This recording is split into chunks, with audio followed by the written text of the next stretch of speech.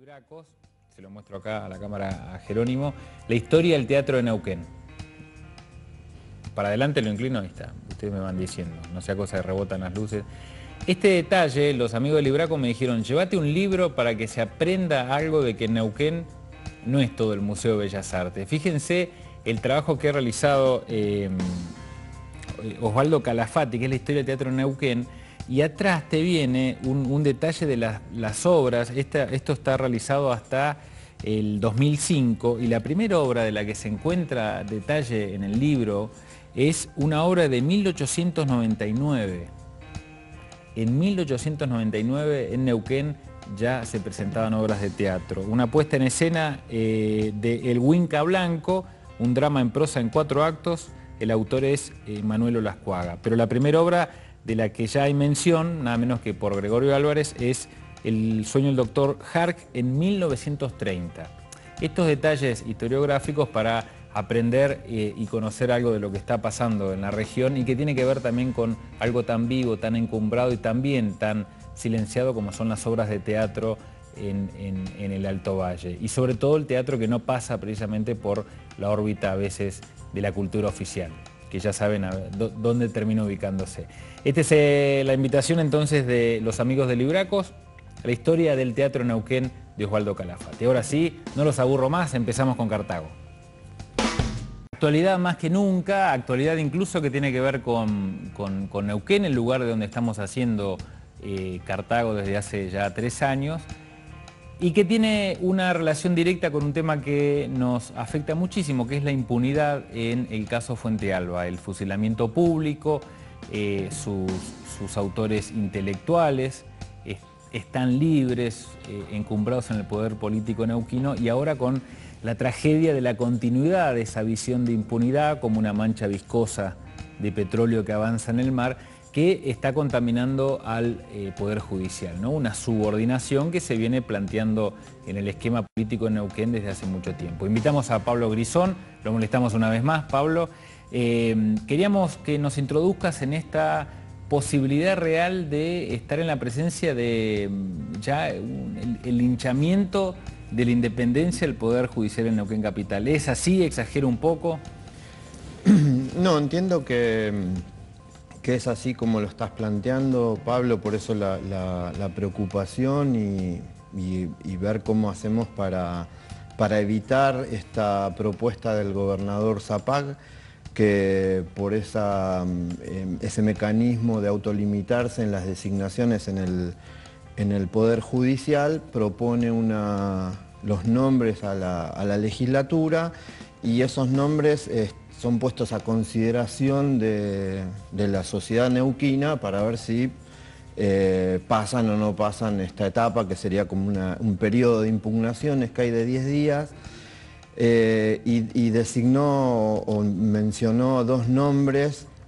Quiero recordar, en el periodo anterior, cuando estaba el gobernador Sovich, los miembros del Poder Judicial eran designados directamente por el Poder Ejecutivo. Ahora, bueno, está este mecanismo de impugnaciones. Estamos en ese momento, hay 2 nombres que están dando vueltas, que instaló el propio gobernador Zapag, que uno es Evaldo Moya y el otro es Ricardo Cancela. Digamos, nosotros estamos muy preocupados porque ambos nombres carecen de la independencia política necesaria para desempeñarse en los cargos para los cuales están propuestos, que son vocal del Tribunal Superior de Justicia, es decir, donde terminan todas las causas, ya sea civiles o penales, de índole laboral, todas terminan ahí. Y el doctor Ricardo Cancela, que está propuesto para ser defensor de pobres y ausentes, sería el término más cercano al cargo para el que está propuesto. Y que bastante paradójico, ¿no? Muy paradójico, muy paradójico. Pobres, menores y ausentes, creo que es el término. No recuerdo bien la Contanos quién es Cancela. Y en el caso de Ricardo Cancela, que decía recién, está propuesto para ser defensor. El cargo de defensor habitualmente subroga a los vocales, o sea que se va a desempeñar más como vocal del Tribunal Superior de Justicia que como defensor. Y Ricardo Cancela tiene como opción de vida y laboral haber defendido en los últimos años al ex gobernador Sovich y a muchos de sus gabinetes en las denuncias que hay todavía algunas, otras se han cerrado, que tienen que ver con cuestiones económicas, con cuestiones de índole del Estado. Sí. Directamente vinculado al poder político, digamos. Es un matafuego que tiene el poder político. Digamos, nosotros yo no podría decir nada por la opción de trabajo que él hace, digamos, es algo que está dentro de la ley, digamos, optar por defender a quien quiera. Pero sí me parece que para ser propuesto para un cargo con semejante responsabilidad, de la cual se necesita que sea absolutamente independiente del poder político, alguien que está tan vinculado, defendiéndolos además, de causas muy serias y muy cercanas a la sociedad de Neuquén, muy, no sé cómo decirlo, pero muy caras al sentimiento de Neuquén, como la Cámara Oculta, como los distintos desfalcos que tenemos, un montón de cuestiones. Donde lo toques está vinculado a un caso gravísimo de corrupción, ¿no? Claro. Casos de corrupción ¿Y por qué Cancela aparece como una opción que tiene esa paga? ¿Es un premio? ¿Es un acomodo interno del partido gobernante? Y ahí entramos en el terreno de los posicionamientos políticos que podemos tener. Nosotros lo vemos como una cuestión muy grave y entendemos que es, por un lado, un premio a alguien que se jugó a defender, por ejemplo, a Sovich en la causa Fuente Alba II, mencionándolo y posicionándose como defensor abiertamente, cuando en realidad Sovich no está ni siquiera vinculado a la causa Fuente Alba II. Y él, en las audiencias preliminares donde se discutía si se podía investigar o no, asumió el rol de defensor de Sovich. Entonces me parece que es por un lado un premio, pero por otro lado es alguien que probablemente le sea funcional para cuando tengan que definir cosas en la máxima instancia del Poder Judicial de la provincia del Neuquén. Yo digo, acá lo que está en riesgo, o lo que termina de definir el Tribunal Superior de Justicia, son las cosas que en primera instancia o en la Cámara de Apelaciones no hay acuerdo, y generalmente somos, o muchas veces somos los trabajadores o los perjudicados, las víctimas, las que llegamos a las instancias del Tribunal Superior de Justicia. Y, por ejemplo, el caso de las rebajas salariales, 20% de descuento del gobernador Felipe Zapag, se terminó de dirimir años después con un fallo del Tribunal Superior de Justicia en el que no hacía lugar a los trabajadores. Y digo, ese es un ejemplo como muchos otros. Si nosotros vemos un escenario de crisis internacional, un gobierno que está tratando de... Es indudable que Cancela no va a pensar en el desmantelamiento del hospital público, digamos, va a estar a favor en todo caso precisamente de políticas de ajuste, entiendo yo. Claro. O sea, es un defensor en realidad del poder político, no es un defensor de aquel que no tiene cómo solventarse una defensa frente a alguna estructura. Lo que a mí me parece grave, de todas maneras, es que en algún punto, así como hay un abandono del reclamo de justicia por Carlos Fuente Alba, ¿no? Abandono así del espectro político, como que no es nombrado, ni en actos masivos, ni en reclamos, salvo por el trabajo que hacen ustedes de la COCAPRE, es como que de Fuente Alba nos vamos a acordar los 4 de abril, pero después puede votar tranquilamente la clase política si retomarlo o no. Imagino que muchos de estos reclamos que ustedes hacen también se tratan de ver siempre por ese tamiz, pero lo que nos estás contando es que incluso excede el reclamo por la impunidad en el caso Fuente Alba. Va a afectar directamente a toda la masa de trabajadores de Neuquén.